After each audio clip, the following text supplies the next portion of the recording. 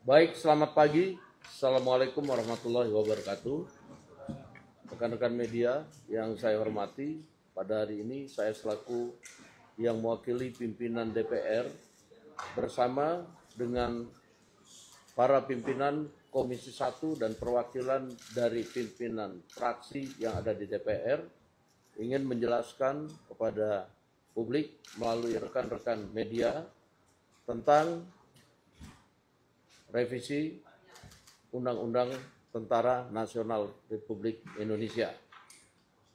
Seperti kita tahu bahwa dalam beberapa waktu ini telah terjadi dinamika mengenai revisi Undang-Undang Tentara Nasional Republik Indonesia, dan kami cermati bahwa di publik, di media sosial itu beredar draft yang berbeda dengan yang dibahas di Komisi 1 DPR RI.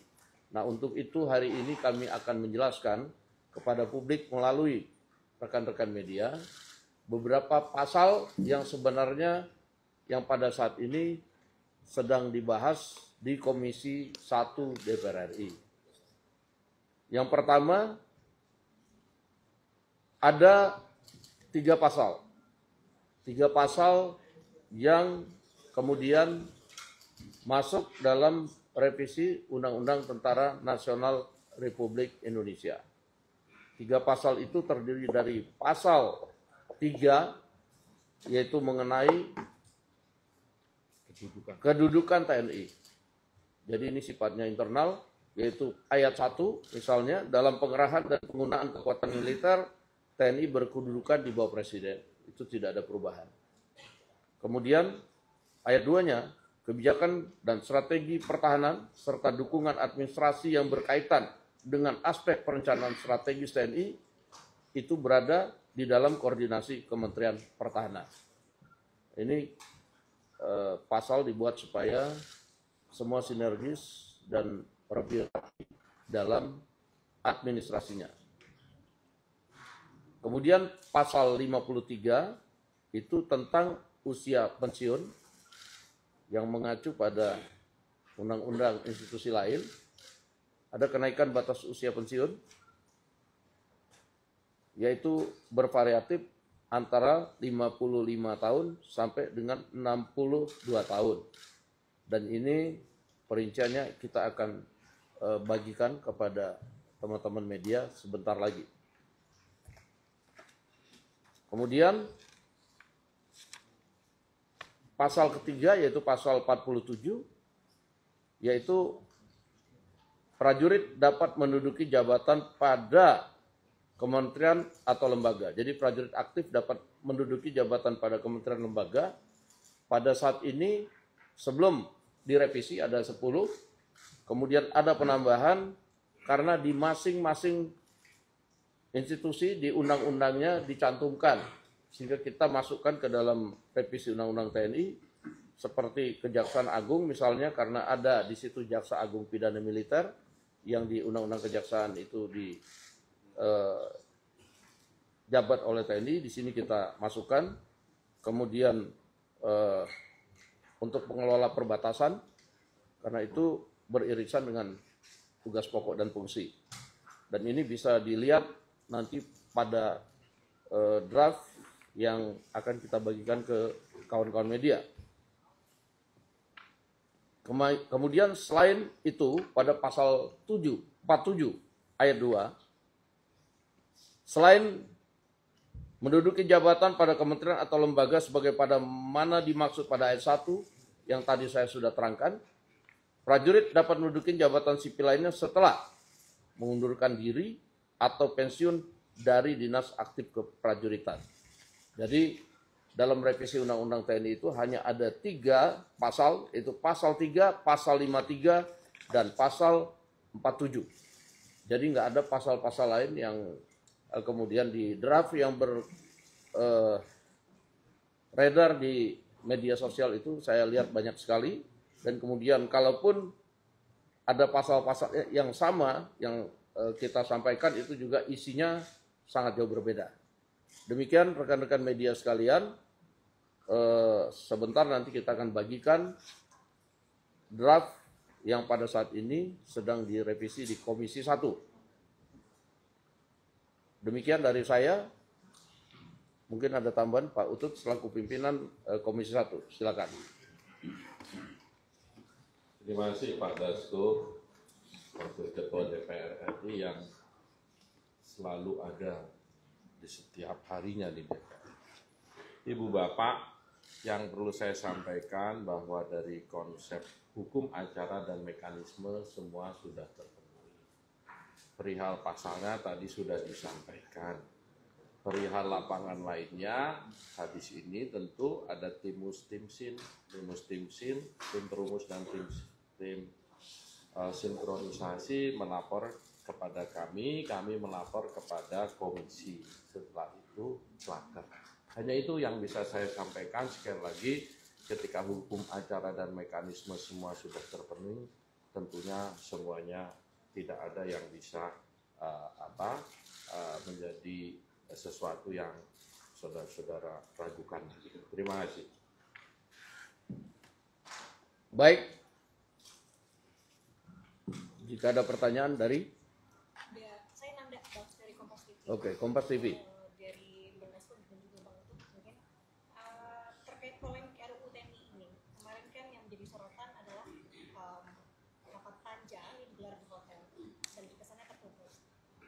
Apakah benar juga Bang terkait dengan pembahasan RUU TNI ini ada rencana RUU disahkan sebelum reses Lebaran 2025, artinya dikebut dari tanggapan Bang Dasko dan juga. Yang pertama saya sampaikan bahwa tidak ada kebut-mengebut dalam Undang-Undang Revisi Undang-Undang TNI. Seperti kita tahu bahwa revisi Undang-Undang TNI ini sudah berlangsung dari berapa lama ya? Berapa bulan lalu?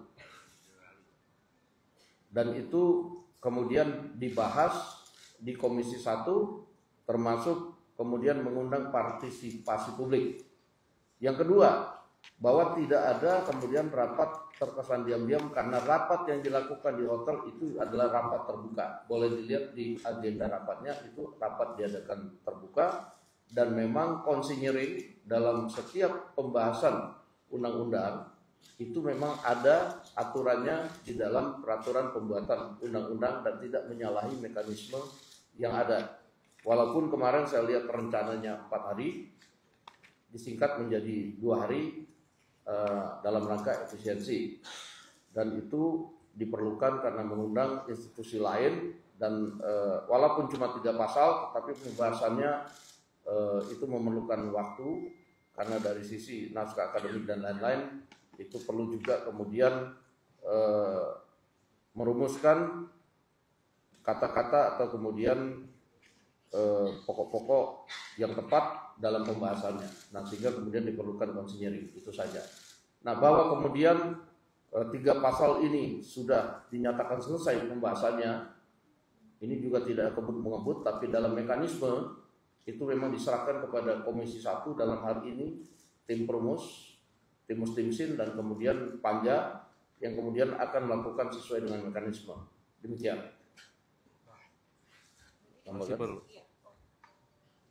Kalau tambahannya bahwa tim pemerintah juga sangat banyak dari Wamen Sesnek, Pak Bambang Eko, Ibu Lydia, kemudian dari Wamenhan serta sekjennya Pak Marsdiado Irawan dan Legend Tri Budi Utomo, dari Kementerian Hukum Dirjen Perundang-undangan Dr. Dahana, dari Kementerian Keuangan sekjennya Pak Heru Pambudi, dan dari ahli bahasa Pak Maryanto. Kalau ditanya tadi soal kebut-mengebut sudah dijawab.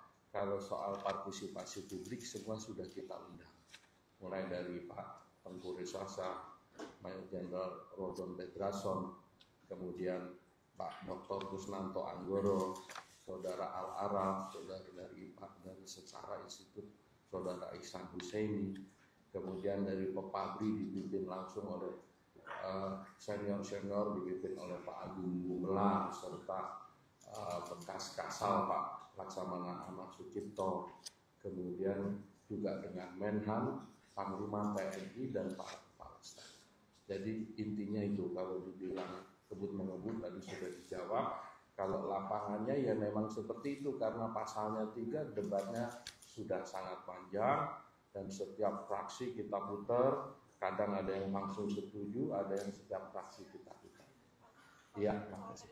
Apakah ini akan dibawa di rapor besok atau hari Kamis sebelum Reses Lebaran 2025 untuk RUU TNI ini? Pertanyaan ke saya Pak, ke Pak Dasko. Ya, bahwa pertanyaan itu saya pikir itu adalah kewenangan di DPR sesuai dengan mekanisme yang ada. Apabila sudah selesai mungkin bisa dibawa, apabila kemudian tim-timnya belum selesai ya mungkin belum bisa dibawa, itu saja.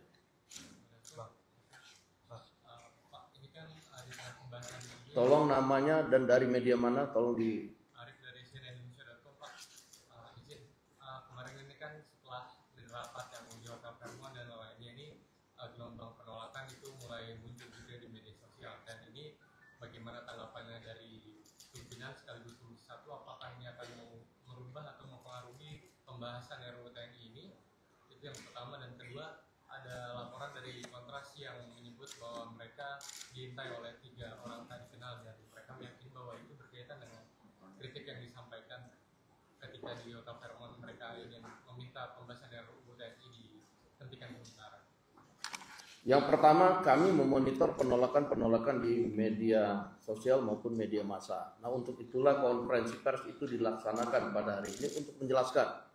Karena penolakan-penolakan yang saya lihat di media sosial itu substansi dan masalah dari pasal-pasal yang ada itu sangat banyak yang tidak sesuai dengan yang dibahas. Nah, hari ini kami menjelaskan bahwa hanya 3 pasal dan pasal-pasal ini kalau dilihat hanya untuk penguatan internal ke dalam dan lebih kemudian memasukkan yang sudah ada ke dalam undang-undang supaya tidak ada pelanggaran undang-undang, justru itu. Nah, bahwa kemudian ada yang berkembang tentang ada fungsi TNI dan lain-lain, saya rasa kalau sudah lihat pasal-pasalnya sudah jelas bahwa kami juga di DPR akan menjaga supremasi sipil dan lain-lain, dan tentunya rekan-rekan dapat membaca nanti dan dapat menilai tentang apa yang kemudian direvisi. Kemudian tadi tentang pertanyaan mengenai dari teman-teman di Kontras, ya saya belum bisa komentar karena kita juga tidak tahu apakah itu kemudian dari mana, dan kalau memang merasa terganggu ya laporkan saja kepada pihak yang penegak hukum, begitu. Terima kasih. Saya rasa sudah cukup. Kalau soal substansi kan sudah dari awal kita jelaskan. Kalau yang insiden kemarin kita juga nggak tahu siapa orangnya. Yang jelas kita semua mengundang, semua sudah. Kalau semua dalam posisi ini menolak, ini mendukung, itu tidak dalam posisi kami sebagai pembuat undang-undang. Tetapi masukannya sangat kita perhatikan. Kalau kekhawatiran di fungsi ABRI saya sudah berkali-kali bicarakan, justru ini melimitasi. Dan pertemuan dengan Panglima TNI pada rapat Kamis minggu silam itu tegas, kesimpulannya hanya satu, bahwa dari undang-undang ini jelas supremasi sipil dalam konsep negara demokrasi. Yang berikut saya tambahkan bahwa di media massa sebelumnya juga sudah beredar bahwa ada pembahasan RUU TNI di Hotel Fairmont. Itu sehari sebelum itu kemudian sudah beredar di media massa. Saya pikir karena itu terbuka, kalau seandainya dari teman-teman NGO ada yang ingin memberikan masukan, kemudian memberikan saja pernyataan atau surat resmi untuk ikut, saya pikir kemarin nggak ada masalah. Nah, cuman pada waktu mendatangi hotelnya kan itu tidak memberitahukan. Dan kemudian kalau ada insiden itu ada di luar kekuasaan yang sedang membahas, karena kita tidak tahu bahwa di luar kemudian ada kejadian seperti itu. Pada hari ini saya juga menerima perwakilan dari teman-teman NGO untuk berdiskusi, karena mereka minta kemarin untuk ditemui. Terima kasih. Saya pikir cukup. Terima kasih atas kehadirannya. Selamat berpuasa. Wassalamualaikum warahmatullahi wabarakatuh. Waalaikumsalam.